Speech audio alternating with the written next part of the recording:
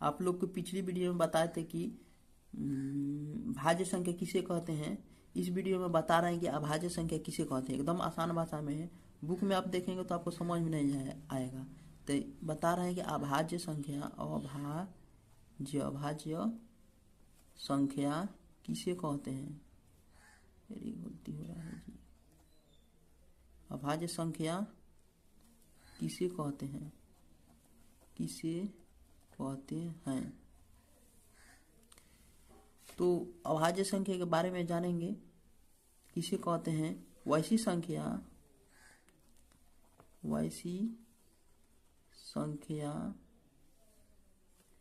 जो किसी दूसरे पहाड़ा से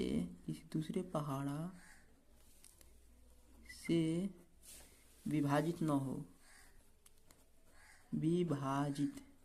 विभाजित न हो, उसे अभाज्य संख्या कहते हैं।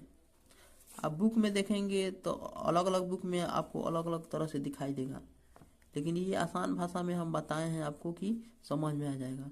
वैसी संख्या जो किसी दूसरे पहाड़ा से विभाजित न हो उसे अभाज्य संख्या कहते हैं।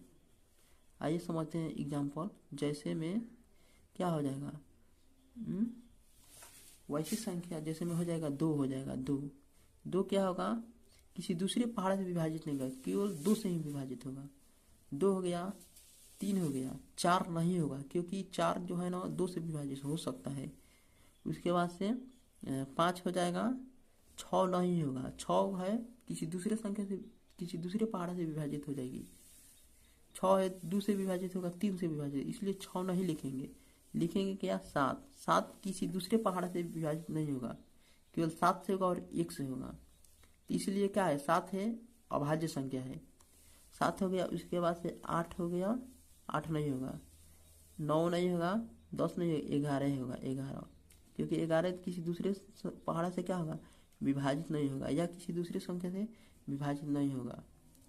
पहाड़ा लिखवाएंगे कि आप लोग को याद हो जाएगा, इसलिए इसी प्रकार से हो जाएगा। 13 हो गया, 13 के बाद से 14 नहीं होगा, 15 नहीं होगा, 16 नहीं होगा, 17 होगा।